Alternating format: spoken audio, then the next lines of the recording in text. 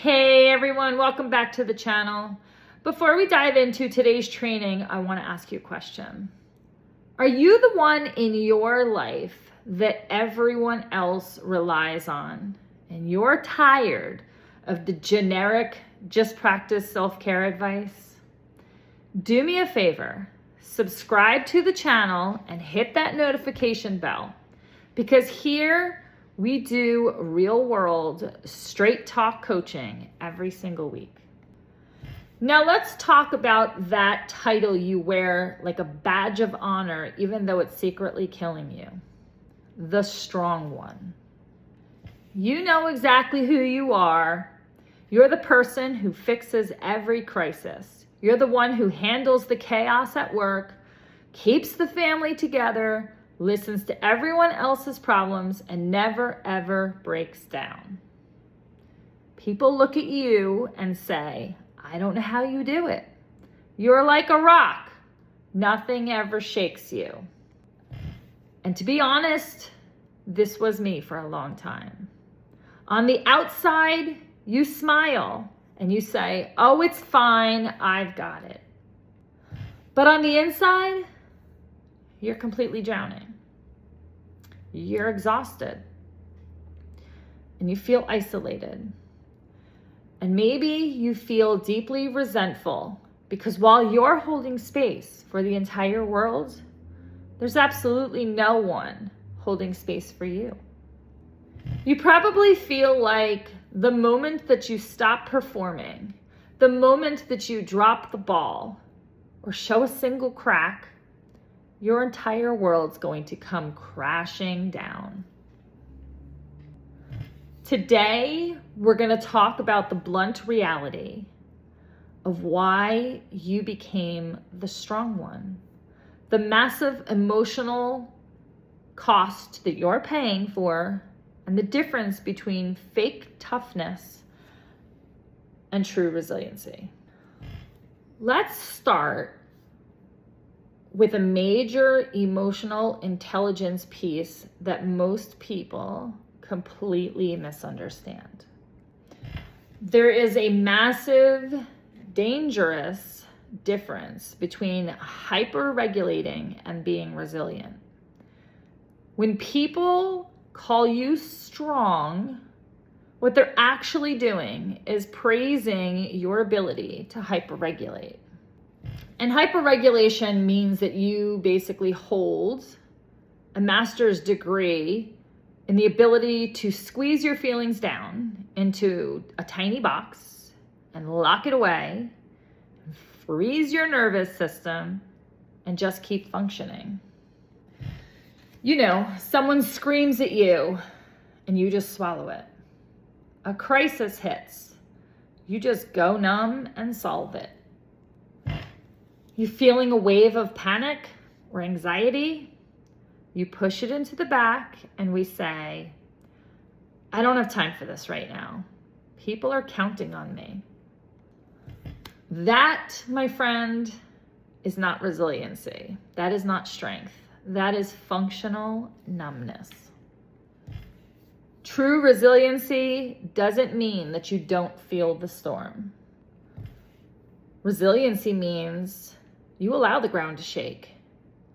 You actually allow yourself to feel the fear or the anger or the exhaustion, and you process it without letting it destroy your character or your boundaries.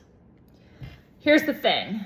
When you spend years hyper-regulating just to be the strong one, you aren't actually dealing with your adversity. You're just storing it in your body. It shows up as chronic fatigue, unexplainable anxiety, jaw tension, stomach issues, and sudden explosive anger over tiny things because your emotional reservoir is completely full. You aren't a rock. You're a pressure cooker with the valve glued shut. And here's the really hard question that we need to face today. If being the strong one is so exhausting, why do you keep doing it? And the answer is because of secondary gain. You're getting an emotional payoff from this role. For a lot of you, being the helper, the fixer, the unbreakable one is the only way that you know how to guarantee that you are safe and loved. You learned a long time ago, probably during some childhood adversity, that if you have needs, you're a burden. But if you fix other people's needs, you're valuable. And quite frankly, you became addicted to being needed. You see, it gives you a sense of control. If you're the strongest person in the room, no one can catch you off guard. No one can reject you. And no one can see how terrified you really are. But you know what? Look at the trap you've built for yourself. By refusing to show vulnerability, by always saying, I've got this, you literally have trained all the people in your life to never check up on you.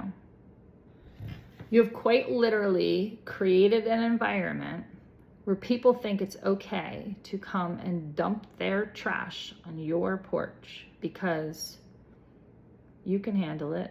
I've got this. You're enabling their emotional laziness while slowly destroying your own internal ecosystem. Listen, if this is hitting a nerve right now, I want you to take a deep breath.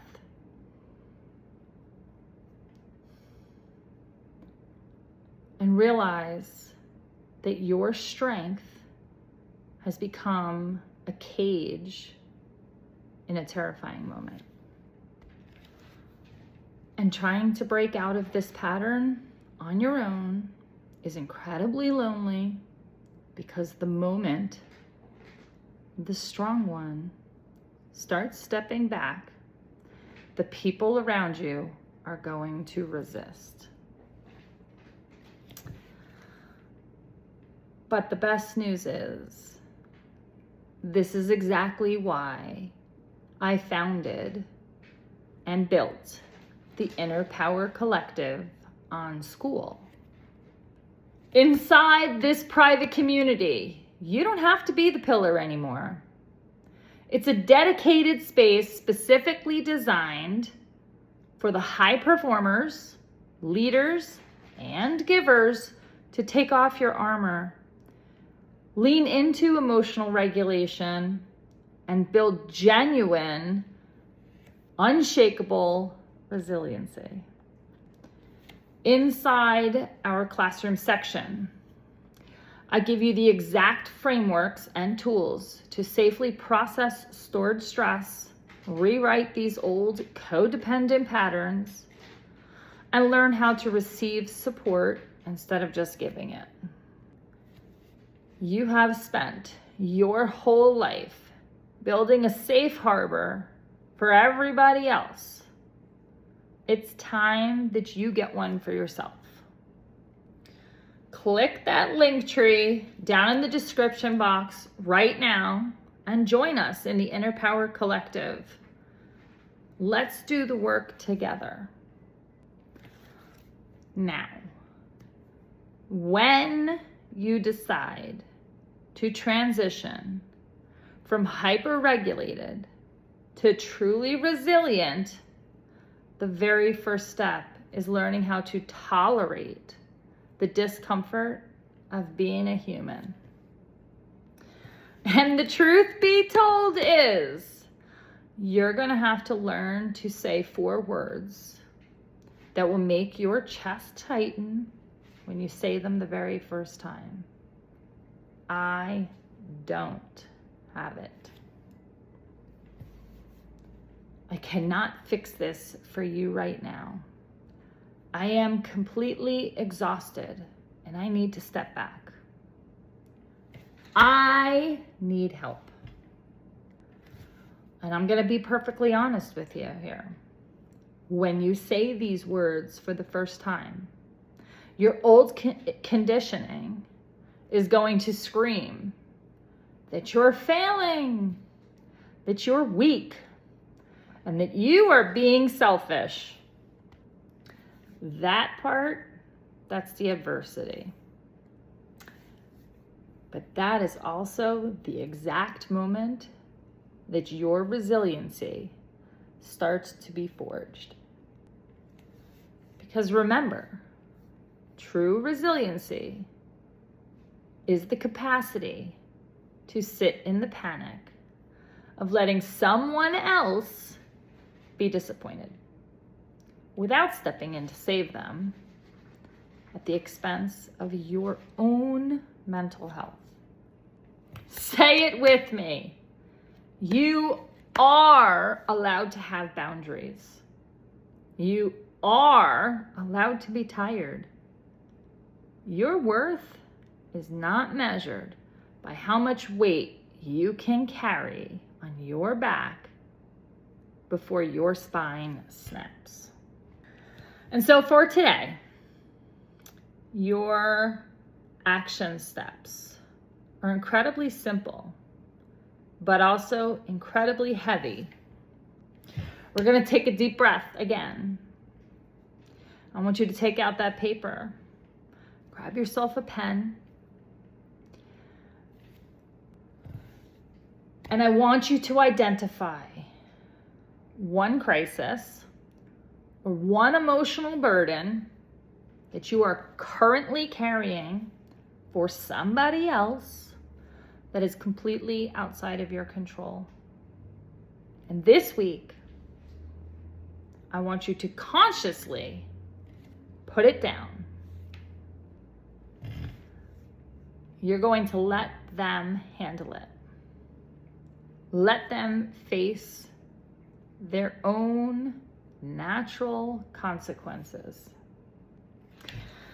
And if you want a safe space to vent about how terrifying that feels for you, because I know it does, or you want me to help you navigate the guilt of putting it down, because I also know it does, I want you to jump into the community inside of school. Remember, the link is in the description. It's in the link tree. And come share it with me. Come share it with the community. Let us help you navigate exactly where you are and what's going on for you. I know this is an incredibly hard lesson. I have been this person. I still deal with it sometimes. Sometimes our heart is bigger than our brains, or we're leading from the wrong place.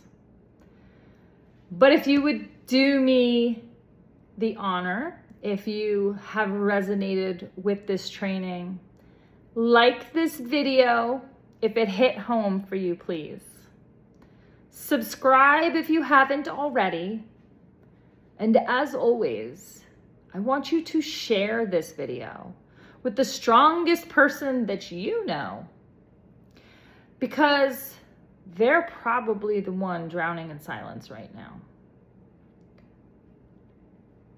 As always, stay unshakable, honor your true capacity, and I'll see you inside the collective. Stay tuned for the next video.